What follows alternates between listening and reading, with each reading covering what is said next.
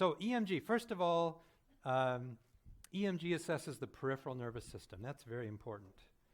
So if we are concerned of a brainstem, spinal cord problem, don't order an EMG. That's not going to be helpful at all.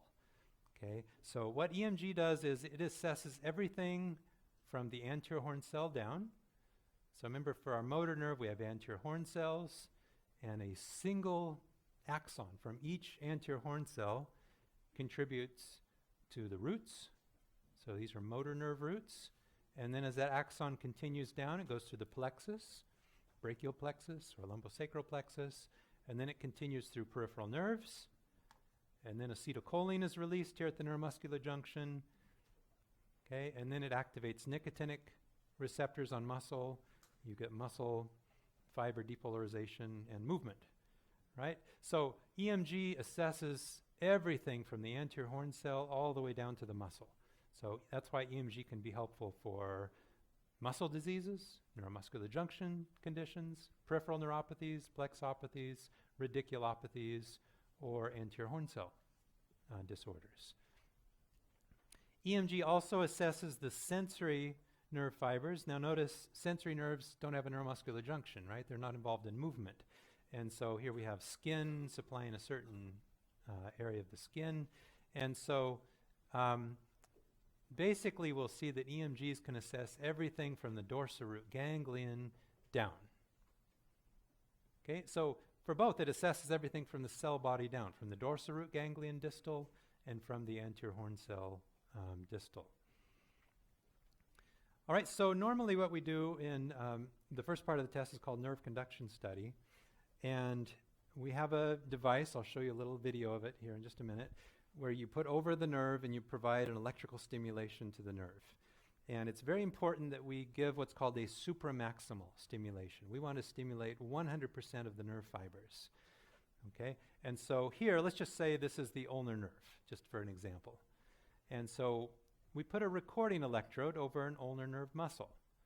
So the one we've talked about is the first dorsal interosseous right here. We could put it over any ulnar nerve muscle, but let's just say we put our recording electrode over that one.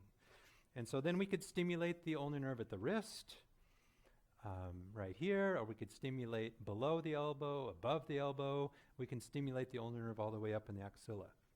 And so S represents the supramaximal stimulation of that nerve. Okay, and so when you do that, it sends an electrical impulse both directions. Okay, but we're just measuring the impulse as it's traveling down here. And so this has been done, normal studies in thousands of patients. And so we know what the waveform should look like here. And what we're recording over is over the muscle fibers. And so for the motor nerves, we get what's called a CMAP, compound muscle action potential. So when you see CMAP, you want to be thinking about motor nerves. And so if we stimulate, let's say way up here in the axilla, we get a waveform that looks like this. If we stimulate above the elbow, below the elbow, and then the wrist, it's identical. I tried to draw these, looking the same. Okay, but so what you're looking at here, this waveform, it reflects the health of the nerve all the way down, including the neuromuscular junction and muscle. Okay, so we compare these with normal values, and we say, yeah, that looks like a normal CMAP. Okay, we do the same thing for sensory nerves. We give a supramaximal stimulation, but now we record over the skin. So we might stimulate the ulnar nerve and record, maybe put a little ring electrode around the 5th digit. And we can assess that the action potential here along the sensory nerve. Okay, and the waveform looks a little different. And these are called SNAPs, sensory nerve action potential. Okay, and again, we have normal values. We know what that should look like in a normal patient. Okay, so this is normal nerve conduction studies. So the CMAP amplitude is due to muscle fiber depolarization. That's what makes up the waveform. But you only get a nice waveform like this if you've got a nice normal nerve conducting the impulse down to the muscle fibers. Okay, the SNAP amplitude is due to sensory nerve depolarization and reflects the health of the sensory nerve from the dorsoroot ganglion down. we actually can't assess this part, more proximal part, only from the dorsal root ganglion down. Okay, so we can measure several things. We measure CMAP and SNAP, motor and sensory. We can also measure the distal latency. The distal latency is just from the most distal point of stimulation, like let's say here on the wrist, to whatever hand muscle we're evaluating. Okay, same thing for sensory. So the most important thing here, and what I've seen as a board question, at least on the subject exams, is carpal tunnel syndrome. Okay, you remember this, it has a prolonged distal latency. That's the classic thing for carpal tunnel. So let's say we're stimulating the median nerve right here in the wrist, and we're recording that maybe over abductor pollicis brevis for motor, or maybe over the digits for sensory. Okay, because the pathophysiology of carpal tunnel is conduction block at the wrist, a focal loss of myelin, the conduction, it takes longer to get through. Okay, and so you get a prolonged distal latency along the median nerve. Okay, that would be diagnostic of carpal tunnel syndrome. Okay, we also, when we're doing this study, we get out a pencil or a pen and some measuring tape, and we actually make a mark at every place that we stimulate the nerve. And when we get the waveform, then because we can measure the distance, we can calculate how fast the nerve is conducting. So even though the waves look the same, because this is maybe way up in the axilla, it takes a long time to get down to the wrist. Okay, and so normal conduction velocity in the arms and legs is about 40 to 50 meters per second. That's how fast they should conduct. So again, if we've got a demyelinating condition like Charcot-Marie Tooth, it takes a much, much longer, maybe only 10 or 20 meters per second. All right, so here are the abnormalities, things that we can see with different conditions. So again, here's normal, CMAP for motor, SNAPs for sensory. So let's say we have an axonal polyneuropathy. Maybe our patient has diabetes, okay, and they've got numb toes, numb fingertips. And let's just say, for the sake of example, that they've lost 50% of their distal nerve endings of sensory and motor. Okay? And so the damage is here. Now you come along and we stimulate proximally at all of these points. Okay? But notice that stimulation, what we're actually recording is the depolarization of muscle fibers, right? And so the nerve may be normal here, but only 50% is going to get through. Right? And so wherever you stimulate, we're going to have, I tried to make this about half the size. The CMAP is going to be about half the size of normal. Okay? So that's what we would see in any kind of an axonal polyneuropathy. The CMAPs will drop proportionally to the amount of nerve damage. Again, the nerve is normal here, but we're not measuring the CMAP here. We're measuring it down here. So that's why the CMAP is reduced. Same thing for sensory. If you lose 50% of the sensory nerve fibers here, your SNAP will be about half the size compared to the normal. Okay, so for any polyneuropathy, big picture is your CMAPs and SNAPs will reduce. Okay, and if you have a severe polyneuropathy, we may not be able to get any responses at all. Now, if we have a demyelinating neuropathy, as I mentioned, now we're affecting the myelin along the nerve, and we're going to have a very slow conduction velocity. Okay, now this part is a bit tricky. Let's say we have a radiculopathy. Remember our case studies next week are on radiculopathy. And radiculopathies almost always involve the motor and sensory fibers here after they left the spinal cord. So let's say maybe we've got a C7 radiculopathy that has damaged, destroyed 50% of the nerve roots. Okay, so now we come along and we stimulate the nerve at different places, but notice the CMAP is still half of normal. And the reason it's half of normal is if you destroy 50% of the axons right here, what happens? You get Wallerian degeneration, and 50% are going to die all the way down the course of the nerve. Right? So if you destroy 50% of the axons here, then every point of stimulation is going to result in a 50% reduction of the CMAP. So that's why in radiculopathy, you're going to have a lowered CMAP. It's because of Wallerian degeneration. So the tricky thing with radiculopathy is sensory nerve roots are almost always damaged proximal to the dorsal root ganglion. Okay? And so even though the nerve is damaged here, even though the patient has pain and paresthesias and sensory loss, the lesion's proximal to the dorsal root ganglion. So physiologically, the dorsal root ganglion actually maintains, this whole part of the nerve is normal. There's no Wallerian degeneration. And so when we do snaps in a radiculopathy, they're normal.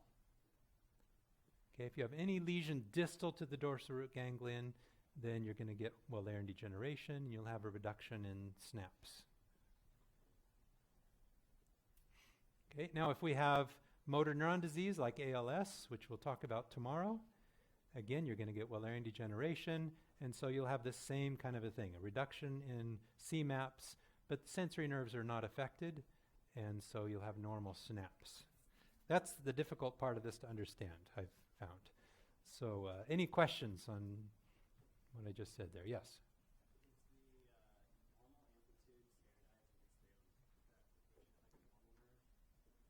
Okay, so is the normal amplitude, how is that standardized? Yes, so we know normal CMAPs per age. And so we actually have a chart that per decade of life shows you what the range for a normal CMAP amplitude. Yeah. Any other questions? Did that make sense? Sort of? Okay. Just to illustrate that, let's say we have a lesion here, a plexopathy, maybe a brachial plexopathy. So plexus is distal to the dorsal root ganglion, right? And so if we have a lesion of the plexopathy, we'll get Wallerian degeneration of the motor fibers, but now we're going to have Wallerian degeneration of the sensory fibers. Okay, so that's why a plexus lesion, at least by nerve conduction studies, it looks just like a polyneuropathy. Your CMAPs are reduced and your snaps are reduced. All right, conduction block. So this has come up a number of times. Remember Guillain-Barré syndrome. Patients are weak because of many conduction blocks. Carpal tunnel, ulnar neuropathy. So we have a focal loss of myelin, and nerve conduction studies are just great for picking up conduction blocks. Let's say again that this is the ulnar nerve, and let's say that we have conduction block at the elbow. Okay? Maybe our patient has Guillain-Barré, and they just happen to have demyelination right there at the elbow. So we come along and we stimulate the ulnar nerve maybe in the wrist. Okay, but notice if we just have a loss of myelin, there's no Wallerian degeneration, right? The axons are perfectly fine.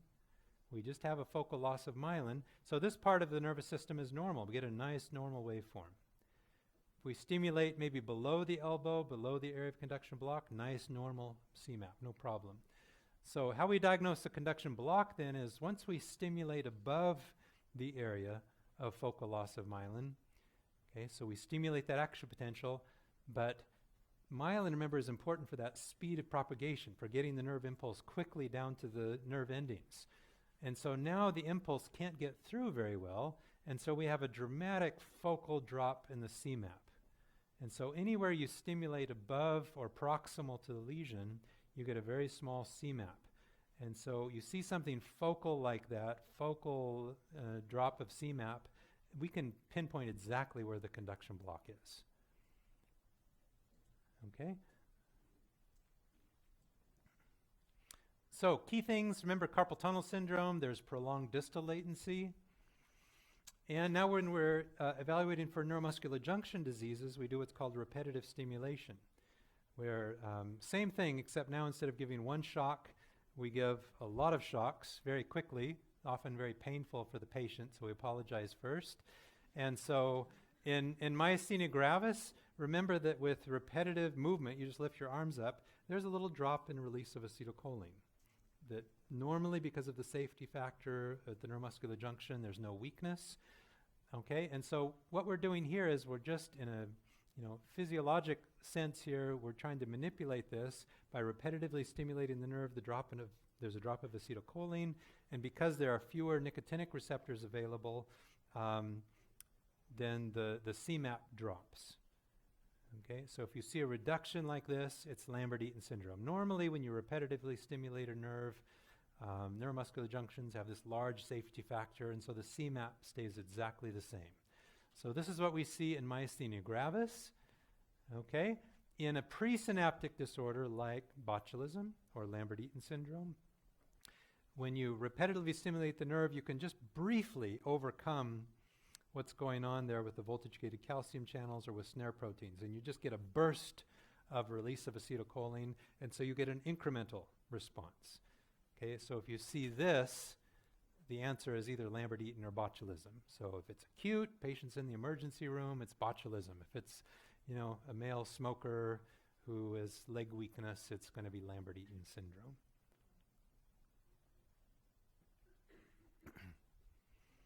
All right, second part of the test is called the needle electrode examination. Technically, EMG just refers to the needle part, but people don't use those terms precisely. So usually when someone says, let's get an EMG, they mean nerve conductions and the needle part of the exam. That's a small point. And so what we do on the needle exam is we put a tiny needle into the muscle we want to assess. This is hooked up with a computer, and we can see the electrical activity of what's going on in the muscle. So this is a muscle, and these are individual muscle fibers. Okay, and so remember, a motor unit is the anterior horn cell, the motor axon from that anterior horn cell, and all of the individual muscle fibers that are supplied. So I'll make this really simple. Here are 4 muscle fibers in this motor unit. Here are 5 muscle fibers in this motor unit, and we have 4 muscle fibers in this motor unit. Okay, so this is a normal muscle, and we put a needle in the muscle, and the first thing we do is just listen. Okay, and normally we shouldn't hear anything. Okay, the 2 things we're listening for in terms of spontaneous activity are fibrillations and fasciculations. Okay, fibrillations represents a single muscle fiber that has lost its nerve supply and it's dying. Okay, and so the problem could be with the anterior horn cell, could be radiculopathy, could be plexopathy, could be peripheral neuropathy, but let's just say this muscle fiber is affected by something going on with the nerve, and as it dies, it sends out this little electrical signal, and it's very regular. You could just set your watch by it, tick, tick, tick, tick. That's a fibrillation. And remember, you cannot see fibrillations clinically just looking at the skin because it's just one little muscle fiber. It's too small. You need an EMG to see a fibrillation. Fibrillations are always bad. Okay, it means that these are often seen acutely after nerve injury, and it reflects active, ongoing neurogenic process. Something actively is going on here with the peripheral nervous system. Okay, fasciculations are a discharge of the entire motor unit. Very different. So in the fasciculation, now if we involve here this axon, it would be all of these purple muscle fibers that would depolarize. That's why you can see a fasciculation. And we've all had fasciculations of the eyelid, little twitching that's very annoying, right? And so you can see fasciculations, but we can of course also see them on EMG. If you've got the needle in the muscle, you can see that. It kind of sounds like popcorn, the last few kernels in a popcorn, pop, pop, pop. They're kind of random discharges. Okay, so fasciculations, remember, can be seen in normal conditions, but also anything that affects the lower motor neuron here. And as we'll see next time, classically with anterior horn cell diseases, do we see fasciculations? Okay, so the next thing we do then is we have the patient activate the muscle.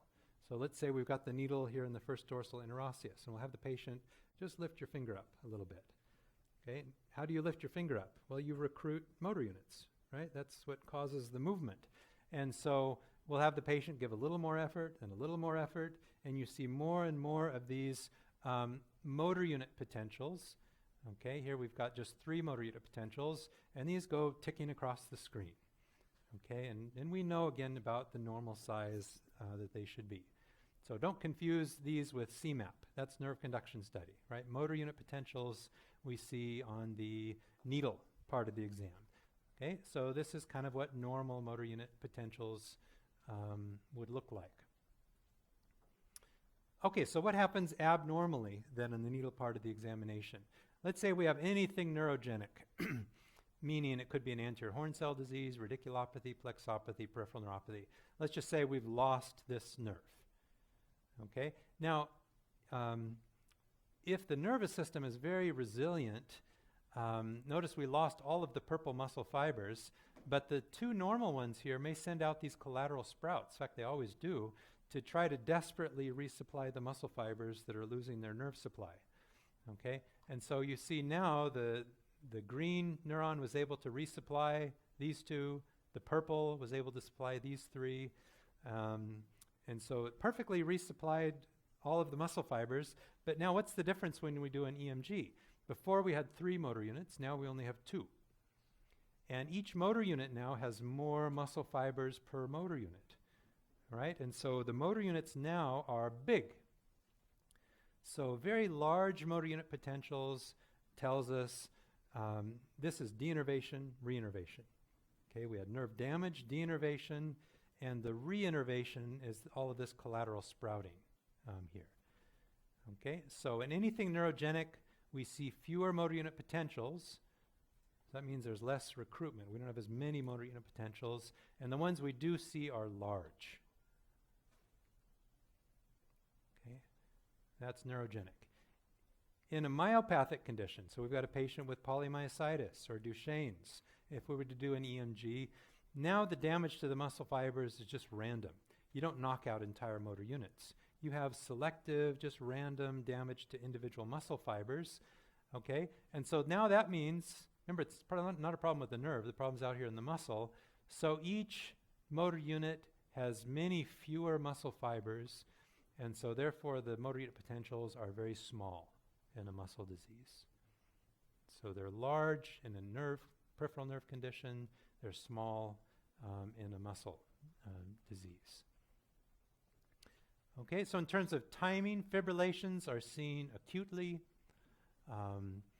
and the large motor units, that deinnervation, reinnervation, that takes a long time, usually months, sometimes as soon as a few weeks. So this is more of a chronic change when you see large motor unit potentials.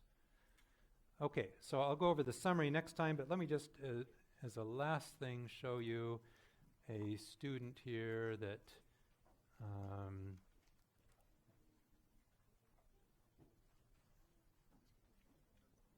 took a video of an EMG, and so, oops, sorry, that's the EMG lecture. If you want to watch that part again, if you were confused about what I just said, here is the EMG demonstration.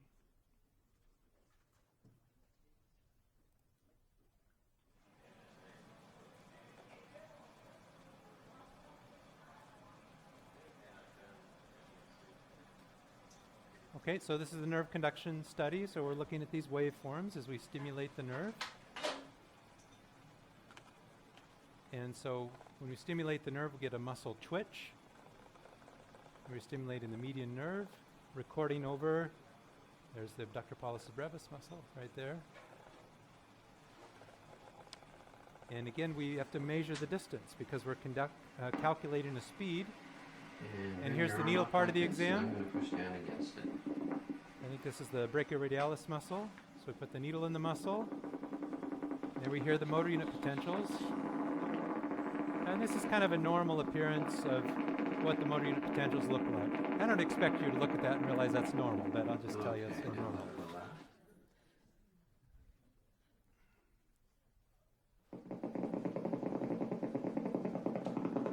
Okay, so we measure some things about these motor unit potentials. A lot of it is just auditory. They sound different in different pathologic conditions. So kind of fixate that as that looks normal. Now here's a patient with a neurogenic condition. And so they're a lot bigger. I didn't talk about this, but they're polyphasic, and that's from all the reinnervation. Look how big they are. And in a more severe muscle, this patient has only one motor unit left. Just one that's doing all the work to try to move that muscle. Big, thuddy sound. Okay, and this is what fibrillations sound like. So now we have the patient muscle at rest. Remember I said these are regular, very small. So again, that's bad. And then a fasciculation. Don't worry, I won't put videos of these on your exam, but just so you can get an idea. Little popcorn kernel, pop. That's the motor unit potential.